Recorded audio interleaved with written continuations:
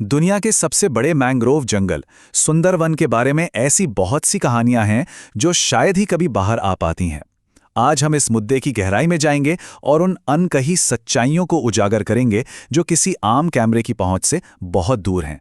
ये सिर्फ कुछ पेड़ों और जानवरों की कहानी नहीं है, बल्कि एक ऐसे रहस्यमयी परिदृश्य की कहानी है जो अपने नियम खुद तय करता है। तो चलिए बिना किसी देरी के सीधे इस रहस्यमयी दुनिया में गोता लगाते हैं और सुंदरवन के असली चेहरे को समझते हैं।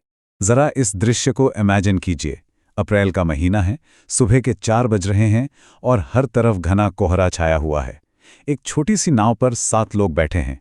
उनके हाथों में धुएं की मशालें हैं, चेहरों पर जाली का कपड़ा है और आंखों में एक जाना पहचाना सा डर है।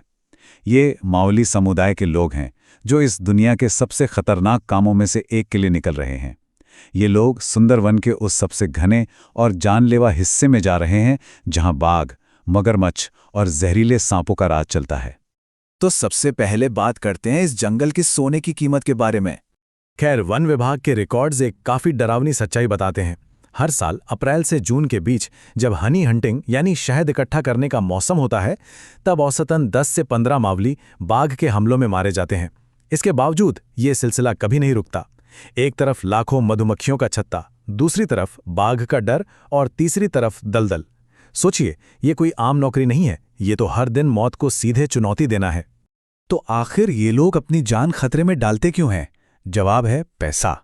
सुंदरवन का शहद, जिसे इसके औषधीय गुणों के कारण जंगल गोल्ड कहा जाता है, कोलकाता और दिल्ली जैसे शहरों के महंगे बाजारों में 5,000 रुपये प्रति किलो तक बिकता है। लेकिन जो मालवी अपनी जान की बाजी लगाकर इसे लाते हैं, उन्हें सिर्फ 2,000 रुपये मिलते हैं।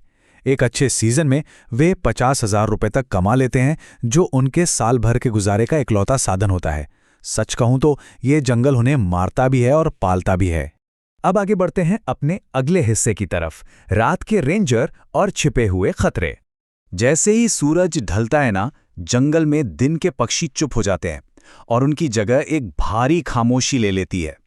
आपको पता है, रात के समय बाघ की एक्टिविटी सीधे 3 गुना तक बढ़ जाती है। रात का बाघ और भी ज्यादा शांत, स्थिर और योजनाबद्ध होता है। जब तक किसी को उसके हिलने का एहसास होता है, तब तक बहुत देर हो चुकी होती है।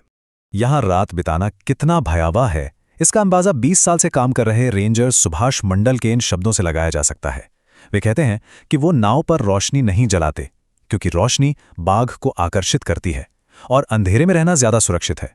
इन रेंजर्स को महीने के सिर्फ 15 से 20,000 रुपये मिलते हैं और इनकी हर रात इसी तरह पानी पर, बिल्कुल अंधेरे और सन्नाटे में कटती है, क्योंकि रोशनी का मतलब है बाघ को सीधा निमंत्रण देना। यह धैर्य और खौफ का एक ऐसा संतुलन है जिसकी कल्पना करना भी मुश्किल है। लेकिन इस डर के अलावा भी यहां कुछ अजीब गठबंधन और शिकारी मौजूद हैं जिन्हें हम इस तीसरे हिस्से में समझेंगे। क्या आपको पता है, इस खूंखार जंगल में भी इंसानों के लिए कुछ मददगार मौजूद हैं। इरावदी डॉल्फिन एक ऐसा ही जीव है जो इतना शर्मीला है कि सालों तक कैमरों में कैद नहीं होता। पूरी दुनिया में इनकी संख्या सिर्फ 92 बची है। इनका गोल चेहरा ऐसा लगता है मानो वे मुस्कुरा रही हों। और सबसे कमाल की बात तो ये है कि ये डॉल्फिन मछलियों के झुंड को इंसानों के जाल की तरफ धकेलती हैं और बदले में जाल से गिरी हुई मछलियां खाती हैं। इंसान और प्रकृति के बीच का ये एक बेहद खूबसूरत सहजीवी संबंध है। पर वहीं दूसरी ओर पानी के ठीक नीचे एक ऐसी आफत छिपी है जो बाघ से भी पुरानी है। खारे पानी का मगरमच्छ।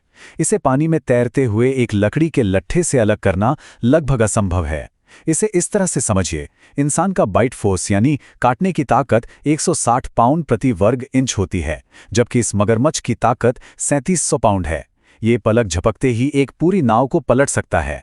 2019 में मछुआरों की एक नाव के साथ ठीक ऐसा ही हुआ था, जहां एक शांत तैरता लट्ठा अचानक से एक जानलेवा जबड़ी में बदल गया। अब आते हैं अपने चौथे पॉइंट पर, बदलती लहरों का ये रहस्यमयी जंगल। देखिए, सुंदरवन कोई स्थिर जगह नहीं है। यहाँ 102 से अधिक नदियां हैं जो हर 6 घंटे में ज्वार भाटे के कारण अपनी दिशा बदल लेती हैं।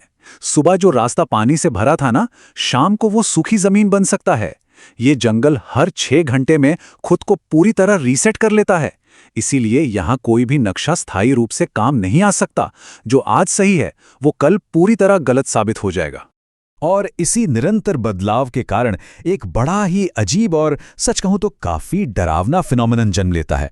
जिसे वैज्ञानिक फॉरेस्ट कन्फ्यूजन कहते हैं। 2015 की बात है।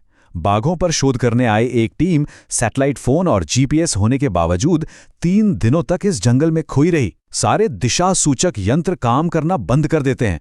उन रिसर्चर्स का अनुभव इतना खौफनाक था, उन्हें हर रात ऐसा लगता था जैसे कोई उनके आसपास चल रहा है, लेकिन दिखता कोई नहीं था। इसी फॉरेस्ट कन्फ्यूजन और भौगोलिक भूल भुलैया के बीच सुंदर वन का सबसे खौफनाक रहस्य छिपा है। हर साल कई लोग यहाँ गायब हो जाते हैं और वन विभाग अक्सर इसे बाघ का हमला मान लेता है।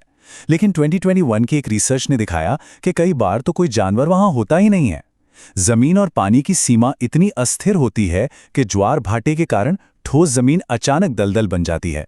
जो इंसान उस पर खड़ा होता है वो बस खामोशी से नीचे धंसता चला जाता है, बिना किसी चीख या निशान के।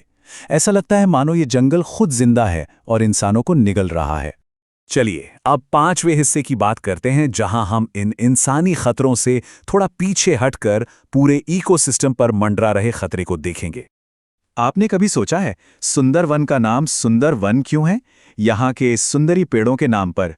25 मीटर ऊंचे ये पेड़ भयंकर तूफानों में भी डट कर खड़े रहते हैं, लेकिन अब ये एक बीमारी का शिकार हो रहे हैं जिसे टॉप डाइंग डिजीज कहा जाता है। यह फंगल इन्फेक्शन जड़ों से शुरू होकर ऊपर तक फैलता है।